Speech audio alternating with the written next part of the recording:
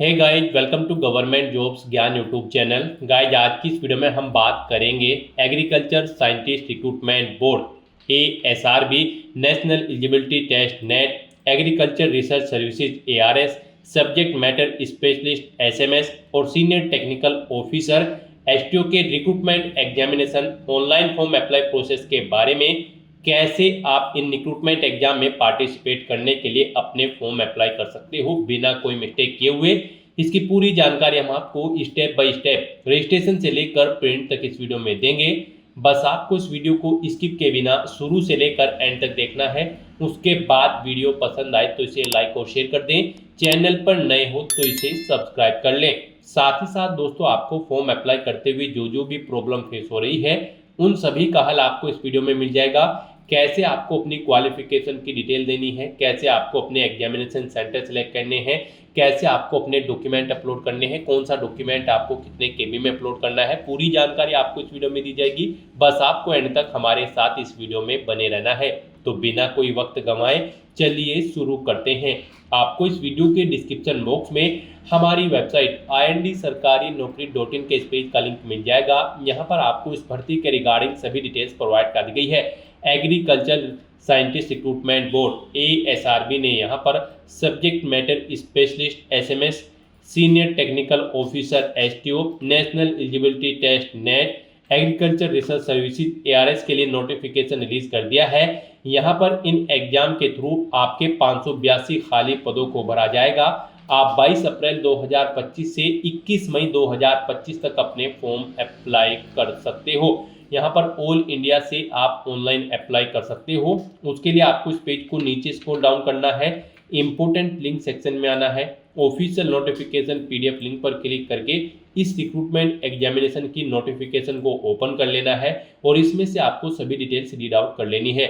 जैसे कि क्या यहाँ पर एग्जाम के नाम है, किसके लिए कितनी नंबर ऑफ वैकेंसीज है, कैसे आप अप्लाई कर सकते हो, कब से कब तक अप्लाई कर सकते हो, क्या आपका एलिजिबिलिटी क्राइटेरिया होना चाहिए, कौन सी कैटेगरी के लिए कितनी फीस यहाँ पर कौन सी एग्जाम के लिए रखी गई है, कैसे आप अप्लाई करोगे, पूरी जानकारी आपको इस नोटिफिकेशन में दे दी गई है। आप सभी डिटेल्स यहाँ से रीड आउट करें, उसके बाद अपने फॉर्म अप्लाई कर लें।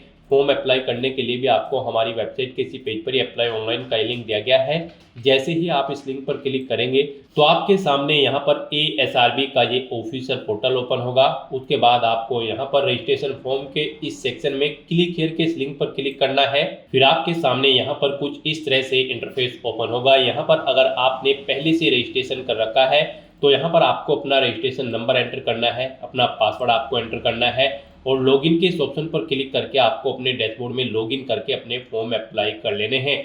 और अगर आप इन रिक्रूटमेंट एग्जामिनेशन के लिए फर्स्ट टाइम अप्लाई करने जा रहे हो तो सबसे पहले यहाँ पर आपको अपना रजिस्ट्रेशन करना होगा। उसके लिए आपको यहाँ पर न्यू रजिस्ट्रेशन की टैब दी गई है, आप इस पर क्लिक करें। आपके सामने यहाँ पर रजिस्ट्रेशन का फॉर्म ओपन हो जाएगा। यहाँ पर आपको अपनी बेसिक डिटेल्स प्रोवाइड करते हुए अपना रजिस्ट्रेशन करना है। सबसे पहले यहाँ पर आपको अपना मोबाइल नंबर एंटर करना है, उसे एक बार फिर से एंटर करके कंफर्म कर लेना है। फिर यहाँ पर आप अपनी ईमेल ID एंटर करें, उसे भी एक बार फिर से एंटर करके कंफर्म कर ले। आपका मोबाइल नंबर और email ID active and valid होनी चाहिए। उसके बाद यहाँ पर आपको अपना पासवर्ड एंटर करना है, उसे भी एक बार फिर से एंटर करके आपको कंफर्म कर लेना है। और फिर गाइज आपको यहाँ पर सबमिट के ऑप्शन पर क्लिक कर देना है। उसके बाद आपके सामने यहाँ पर कुछ इस तरह से इंटरफेस ओपन होगा। यहाँ पर अब आपकी ईमेल ID और मोबाइल नंबर पर दो अलग अलग OTP आए होंगे। यहाँ पर आपको अपनी ईमेल का OTP एंटर करना है और अपने मोबाइल का OTP आपको एंटर करना है। और उसके बाद गाइज यहाँ पर आपको वेरीफाई की इन टैब्स पर क्लिक करके अपना मोबाइल नंबर और ईमेल ID को वेरीफाई कर लेना है। अपना मोबाइल नंबर और ईमेल ID वेरीफाई करने के बाद फिर आपको यहाँ पर नेक्स्ट के इस ऑप्शन पर क्लिक करना है। इस तरह से यहाँ पर आपका रजिस्ट्रेशन सक्सेसफुली कंप्लीट हो चुका है। आपको एक रजिस्ट्रेशन नंबर प्रोवाइड करा दिया गया है। ये रजिस्ट्रेशन नंबर आपकी रजिस्टर्ड ईमेल ID और मोबाइल नंबर पर भी सबमिट किया गया है। आपको इसे केयरफुली नोट डाउन करके रख लेना है फ्यूचर यूज के लिए। और यहाँ पर गाइज अब आपको go to part first click here के इस ऑप्शन पर क्लिक करना है। नेक्स्ट आपके सामने कुछ इस तरह से इंटरफेस ओपन होगा। गाइज यहाँ पर आने के बाद सबसे पहले आपको अपनी डिसिप्लिन सिलेक्ट करनी है, जिस डिसिप्लिन के लिए आप अप्लाई करना चाहते हैं। उसके बाद यहाँ पर आपको डिसिप्लिन के according number of vacancy show कर दी जाएगी, कौन सी कैटेगरी के लिए और यहाँ पर कौन सी एग्जाम के लिए कितनी नंबर ऑफ वैकेंसीज है। फिर यहाँ पर आपसे पूछा गया है इस डिसिप्लिन में आप किसके लिए अप्लाई करना चाहते हैं, केवल नेट के लिए या फिर ARS के लिए या फिर SMS के लिए या फिर H2 एग्जाम के लिए या फिर इन सभी के लिए। आप जिसके लिए भी अप्लाई करना चाहते हैं उसके सामने चेकबॉक्स को ओके कर दें। सभी के लिए अप्लाई करना चाहते हैं तो सभी के सामने इन चेकबॉक्सेस को आप ओके कर दें। उसके बाद यहाँ पर आपको अपने नाम से पहले आप जो भी टाइटल लगाते हैं, डॉक्टर, मिस्टर, मिसिज, आप वो ऑप्शन यहाँ पर सिलेक्ट करें। फिर यहाँ पर आप अपना फुल नेम एंटर करें। उसके बाद यहाँ पर आपको अपना नाम हिंदी में टाइप करना है। आप इस कीबोर्ड के थ्रू अपना नाम यहाँ पर टाइप कर दें। और यहाँ पर अगर आप फ़ोन डाउनलोड करना चाहते हैं तो यहाँ पर आपको हिंदी के फ़ोन डाउनलोड कर लेने हैं। क्लिक करके इस लिंक पर क्लिक करके और फिर यहाँ पर आपको अपना नाम टाइप कर देना है हिंदी में। उसके बाद गाइस यहाँ पर आपको अपने फादर का नाम भी इंग्लिश में एंटर करना है। फिर आपको अपने फादर का नाम यहाँ पर हिंदी में एंटर करना है। उसके बाद यहाँ पर आपको अपना जेंडर सिलेक्ट करना है। फिर आपको अपने यहाँ पर आपसे पूछा गया कि क्या आप इंडिया के सिटीजन हैं, तो अगर हैं तो यस करें, नहीं तो नो ऑप्शन सिलेक्ट करें। फिर आपसे पूछा गया है आप रूरल या फिर अर्बन किस एरिया से बिलोंग करते हैं, आप अपने अकॉर्डिंग ऑप्शन सेलेक्ट करें। उसके बाद यहाँ पर आप अपना परमानेंट एड्रेस एंटर करें। फिर यहाँ पर आप अपना कोरोस्पोंडेंस एड्रेस एंटर करें। और अगर आपका कोरोस्पोंडेंस एड्रेस आपके परमानेंट एड्रेस के अकॉर्डिंग सेम है तो आप इस चेकबॉक्स को ओके कर दें। ऑटोमेटिकली आपका कोरोस्पोंडेंस एड्रेस आपके परमानेंट एड्रेस के अकॉर्डिंग फिल यहाँ पर हो जाएगा। उसके बाद यहाँ पर गाइज आपको अपनी कैटेगरी सेलेक्ट करनी है, आप किस कैटेगरी से बिलोंग करते हैं। फिर यहाँ पर उसके बाद अगर आप रिजर्व कैटेगरी से बिलोंग करते हैं तो आपको अपना कैटेगरी सर्टिफिकेट नंबर देना है, कब वो इशू हुआ है, वो डेट, मंथ और ईयर आपको सिलेक्ट कर लेनी है। और अगर आप यहाँ पर PWBD कैंडिडेट हैं तो आप येस ऑप्शन सेलेक्ट करें और फिर अपनी PWBD का टाइप यहाँ पर सिलेक्ट करें और उसका सर्टिफिकेट नंबर दें। नहीं है तो आप नो ऑप्शन सेलेक्ट करें। अपनी डेट ऑफ बर्थ यहाँ पर आपको सिलेक्ट करनी है। फिर यहाँ पर आपसे पूछा गया है कि क्या आप एज में रिलैक्सेशन चाहते हैं, अगर चाहते हैं तो येस ऑप्शन सेलेक्ट करें और फिर यहाँ पर आप ऑप्शन सेलेक्ट करें किस कैटेगरी के अंतर्गत आप आते हैं जिससे आपको एज में रिलैक्सेशन दिया जाए। और नहीं चाहते हैं तो यहाँ पर आप नो ऑप्शन सेलेक्ट कर लें। इस तरह से अपनी ये सभी डिटेल्स फिल करने के बाद फिर आपको यहाँ पर सबमिट के इस ऑप्शन पर क्लिक कर देना है। इस तरह से यहाँ पर आपकी पार्ट 1 की डिटेल सक्सेसफुली सेव हो जाएगी। उसके बाद गाइस यहाँ पर अब आपको अगर कोई मिस्टेक नज़र आ रही है तो आप एडिट के इस ऑप्शन पर क्लिक करके एडिट कर सकते हो अपनी कोई भी डिटेल। नहीं तो फिर यहाँ पर अब आपको गो टू पार्ट 2 के इस ऑप्शन पर क्लिक करना है। नेक्स्ट यहाँ पर आपको अपनी पोस्ट प्रेफरेंस देनी है। यहाँ पर आप जिस भी पोस्ट को फर्स्ट नंबर पर प्रेफरेंस देना चाहते हैं उसे फर्स्ट नंबर पर सिलेक्ट करें, जिसे सेकंड नंबर पर प्रेफरेंस देना चाहते हैं उसे आप यहाँ पर सेकंड नंबर पर सिलेक्ट कर लें। यहाँ पर आपकी डिसिप्लिन के अकॉर्डिंग आपको पोस्ट शो हो जाएंगी और आप अपने अकॉर्डिंग यहाँ पर अपनी पोस्ट की प्रेफरेंस सेट कर दें। उसके बाद आपको अपने एग्जामिनेशन सेंटर देने हैं कंप्यूटर बेस्ड टेस्ट के लिए। यहाँ पर भी आप अपनी चॉइस के अकॉर्डिंग प्रेफरेंस दें। जिस सेंटर को आप फर्स्ट नंबर पर रखना चाहते हैं उसे फर्स्ट नंबर पर सिलेक्ट करें, जिसे सेकंड पर या फिर थर्ड पर सिलेक्ट रखना चाहते हैं उसे आप यहाँ पर सीक्वेंस वाइज सेकंड और थर्ड पर सिलेक्ट कर लें। इस तरह से यहाँ पर आपको अपनी एग्जामिनेशन सेंटर की डिटेल देनी है। उसके बाद यहाँ पर आपको मेन एग्जाम सेंटर यहाँ पर सिलेक्ट करने हैं। 3 चॉइसेस यहाँ पर आपको दी गई है दोनों एग्जाम के लिए, प्री और मेन के। यहाँ पर आपको अपनी चॉइस के अकॉर्डिंग 3 एग्जामिनेशन सेंटर सेलेक्ट कर लेने हैं। उसके बाद यहाँ पर आपको अपना मीडियम ऑफ एग्जाम, मेंस जो आपका एग्जाम होगा उसका क्वेश्चन पेपर का मीडियम सेलेक्ट करना है। आप इंग्लिश में क्वेश्चन पेपर चाहते हैं या फिर हिंदी में, आप अपने कोडिंग ऑप्शन सेलेक्ट करें और उसके बाद गाइस यहाँ पर आपको सबमिट के ऑप्शन पर क्लिक कर देना है। इस तरह से यहाँ पर आपकी पार्ट 2 की डिटेल भी सक्सेसफुली सेव हो जाएगी। आप एडिट करना चाहते हैं तो एडिट के ऑप्शन पर क्लिक करके एडिट कर ले, नहीं तो यहाँ पर बस अब आपको गो टू पार्ट 3 के इस ऑप्शन पर क्लिक कर देना है। नेक्स्ट यहाँ पर आपको अपनी क्वालिफिकेशन की डिटेल प्रोवाइड करानी है। गाइस यहाँ पर ASRB नेट के इस एग्जाम में पार्टिसिपेट करने के लिए आपके पास मास्टर डिग्री होनी जरूरी है रिलेवेंट डिसिप्लिन के अंतर्गत, यानी कि जिस डिसिप्लिन के लिए आप अप्लाई कर रहे हैं उसके अंतर्गत आपके पास पोस्ट ग्रेजुएट डिग्री होनी जरूरी है। तो यहाँ पर आने के बाद सबसे पहले आपको अपनी 10वीं क्लास की डिटेल प्रोवाइड करनी है। यहाँ पर आप अपनी डिवीजन सेलेक्ट करें, कौन सी आपकी डिवीजन आई है 10वीं में। फिर बोर्ड का नाम यहाँ पर आप दें। फिर यहाँ पर आप बताएं आपके जो मार्क्स थे वो OGPA में है या फिर CGPA में है या फिर परसेंटेज में। यहाँ पर आप अपने अकॉर्डिंग एंटर करें। परसेंटेज में अगर है तो यहाँ पर आप परसेंटेज एंटर करें। फिर यहाँ पर आपको पासिंग डेट सेलेक्ट करनी है, कब यहाँ पर आपको सर्टिफिकेट इशू हुआ है, पासिंग डेट वो यहाँ पर आपको सिलेक्ट कर लेनी है, यानी कि कब आपने अपनी 10वीं क्लास पास आउट की है। यहाँ पर आप डे, मंथ और ईयर सेलेक्ट करके अपनी पासिंग डेट दें। फिर आपको ऐसे ही अपनी 12वीं क्लास की डिटेल यहाँ पर देनी है। अपनी डिवीजन सेलेक्ट करें, बोर्ड का नाम दें, कितने % मार्क्स आपने ऑब्टेन किए हैं या फिर सीजीपीए है वो यहाँ पर आप दें, कब आपने पास आउट की है 12वीं क्लास वो डेट यहाँ पर आप सेलेक्ट करें। फिर यहाँ पर आपको अपनी ग्रेजुएशन की डिटेल प्रोवाइड करनी है बैचलर डिग्री की। यहाँ पर आप अपनी डिग्री सेलेक्ट करें, कौन सी बैचलर डिग्री आपके पास है, बीएससी, बीएफएससी, बीवीएससी, बीटेक या फिर बी या फिर अदर, आप अपने अकॉर्डिंग यहाँ पर ऑप्शन सेलेक्ट करें।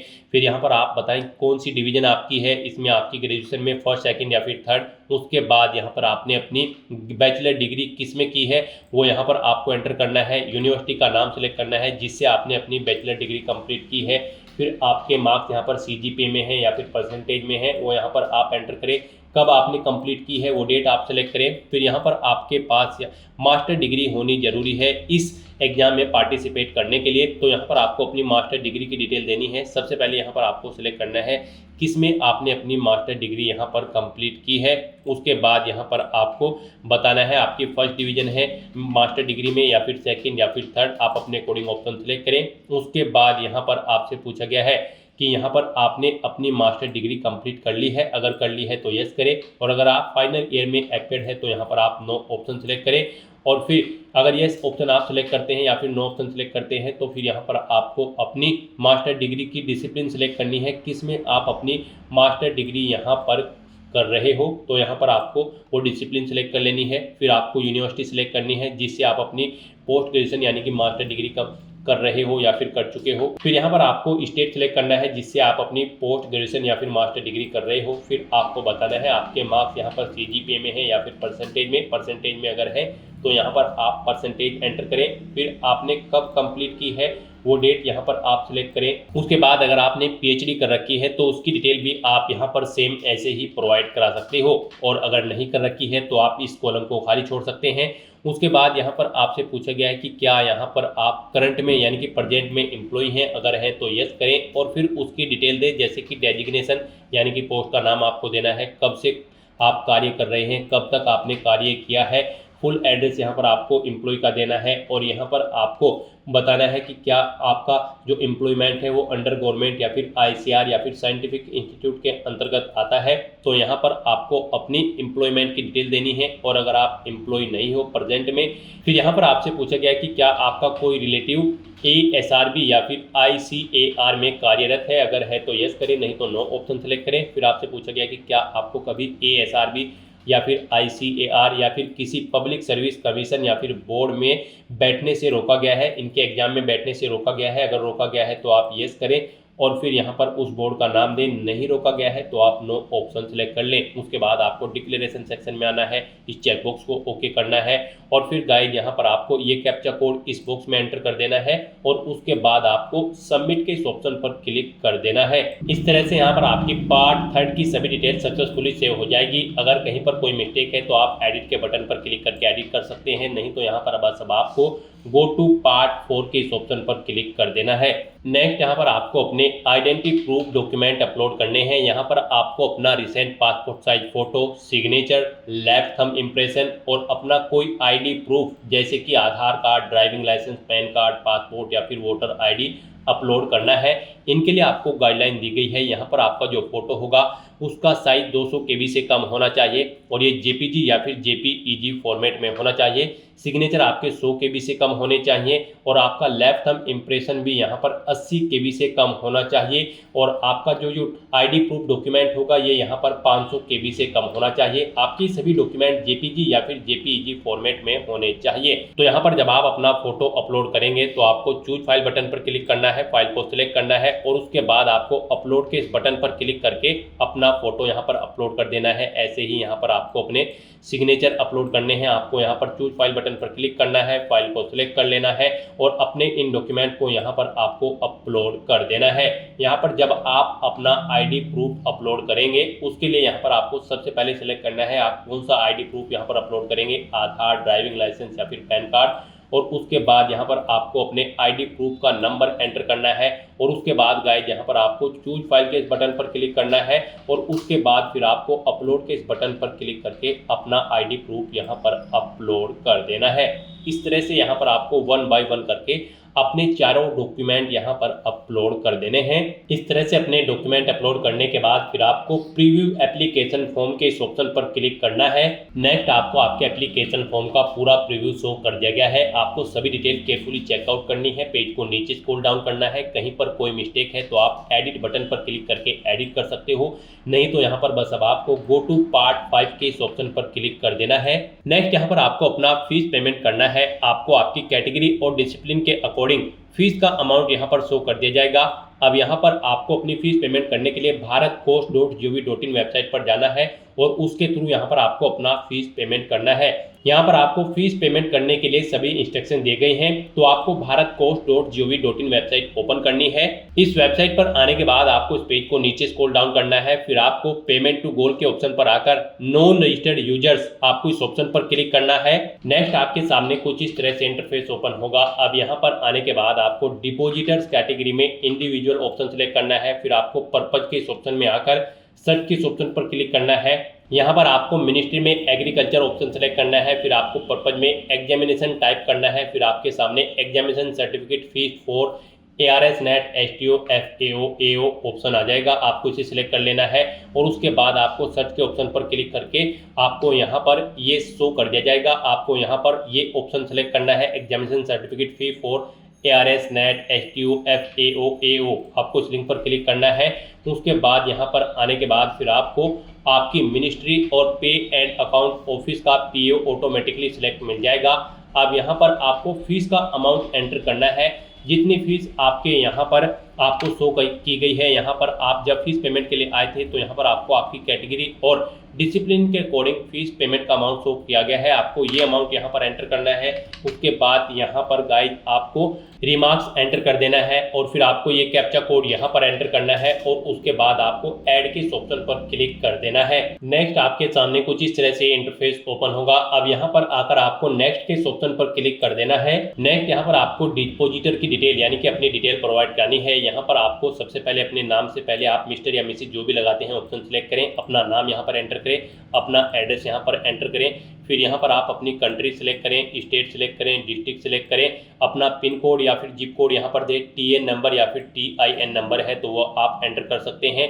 अपना मोबाइल नंबर आपको यहाँ पर एंटर करना है, अपनी ईमेल आईडी देनी है और फिर यहाँ पर आप ऑनलाइन पेमेंट करना चाहते हैं या फिर स्विफ्ट या फिर NEFT RTGS, आप जो भी जिसके थ्रू भी फीस पेमेंट करना चाहते हैं यहाँ पर आप ऑप्शन सेलेक्ट करें। स्विफ्ट NEFT RTGS ऑप्शन अगर आप सिलेक्ट करते हैं तो फिर यहाँ पर आपको अपना यूजर नेम और पासवर्ड देना है, सबमिट के बटन पर क्लिक करना है, अपना बैंक अकाउंट नंबर यहाँ पर आपको देना है, बैंक का नाम सेलेक्ट करना है, उसका IFSC कोड देना है और सबमिट टू वैलिडेट अकाउंट पर क्लिक करते हुए यहाँ पर आपको अपना फीस पेमेंट करना होगा। और यहाँ पर आपके लिए ऑनलाइन पेमेंट बेस्ट ऑप्शन रहेगा, आप इसे सेलेक्ट करें और फिर गाइस आप यहाँ पर नेक्स्ट के इस ऑप्शन पर क्लिक कर दें। फिर आपने पीछे जो डिटेल प्रोवाइड कराई है उसका पूरा प्रीव्यू यहाँ पर आपको शो कर दिया गया है। यहाँ पर कोई मिस्टेक है तो आप बैक बटन पर क्लिक करके एडिट कर सकते हैं और अगर सभी चीज़ें ओके हैं तो यहाँ पर बस अब आपको कंफर्म के इस ऑप्शन पर क्लिक करना है। नेक्स्ट आपके सामने कुछ इस तरह से इंटरफेस ओपन होगा। अब यहाँ पर आपको ऑप्शन सेलेक्ट करना है, आप net banking, debit card, credit card या फिर UPI किसके थ्रू अपना फीस पेमेंट करना चाहते हैं। UPI आपके लिए यहाँ पर बेस्ट ऑप्शन रहेगा, आप UPI के ऑप्शन पर क्लिक करें, UPI पर सिलेक्ट करें। फिर यहाँ पर आप ये कैप्चा कोड यहाँ पर एंटर करें, पेज को नीचे स्क्रॉल डाउन करें, इस चेकबॉक्स को ओके करें और फिर गाइस यहाँ पर आप पे के इस ऑप्शन पर क्लिक कर दें। फिर आपके सामने कुछ इस तरह से इंटरफेस ओपन होगा। यहाँ पर आप गूगल पे, फोन पे या फिर भीम जिसके भी थ्रू अपना फीस पेमेंट करना चाहते हैं वो यहाँ पर आप सिलेक्ट करें। गूगल पे अगर आप यहाँ पर सिलेक्ट करते हैं या फिर कोई भी ऑप्शन आप सिलेक्ट करते हैं तो फिर यहाँ पर आपको अपनी UPI ID एंटर करनी है और वेरीफाई के ऑप्शन पर क्लिक करते हुए यहाँ पर आपको अपना फीस पेमेंट कर देना है। सक्सेसफुली फीस पेमेंट करने के बाद आपको वापस यहीं पर ASRB की इसी वेबसाइट पर आना है और यहाँ पर आपको अपलोड पेमेंट डिटेल की इस ऑप्शन पर क्लिक करना है। फिर आपको फीस पेमेंट करने के बाद एक भारत कोस्ट ट्रांजैक्शन ID मिली होगी, वो ID आपको यहाँ पर एंटर करनी है। अमाउंट आपने कितना पे किया है वो यहाँ पर आपको एंटर करना है। डेट ऑफ सबमिशन फी, किस डेट को आपने फीस सबमिट की है वो डेट यहाँ पर आपको सिलेक्ट करनी है और फिर आपको अपनी ट्रांजैक्शन रिसिप्ट, फीस की ट्रांजैक्शन रिसिप्ट यहाँ पर अपलोड करनी है। JPG फॉर्मेट में आपकी वो रिसिप्ट होनी चाहिए। आपको चूज फाइल बटन पर क्लिक करना है, फाइल को सिलेक्ट करना है और अपनी फीस रिसिप्ट यहाँ पर आपको अपलोड कर देनी है। इस तरह से यहाँ पर आपको अपनी फीस पेमेंट की ट्रांजेक्शन डिटेल देनी है और उसके बाद गाइज आपको यहाँ पर सबमिट के इस ऑप्शन पर क्लिक करके अपनी फीस पेमेंट को यहाँ पर कंफर्म कर लेना है। इस तरह से यहाँ पर आपका फीस पेमेंट सक्सेसफुली कंप्लीट हो जाएगा। उसके बाद आपको अपने एप्लीकेशन फॉर्म का एक हार्ड कॉपी प्रिंट आउट ले लेना है फ्यूचर यूज के लिए, फ्यूचर रेफरेंस के लिए। तो दोस्तों ऐसे आप ASRB नेट, ARS, SMS और STO एग्जामिनेशन रिक्रूटमेंट के लिए अपने फॉर्म अप्लाई कर सकते हो बिना कोई मिस्टेक किए हुए। आज की इस वीडियो में बस इतना ही। आई होप ये वीडियो आपको पसंद आई होगी। अगर पसंद आई हो तो इसे लाइक और शेयर करें। चैनल पर नए हो तो इसे सब्सक्राइब कर लें। Thanks for watching.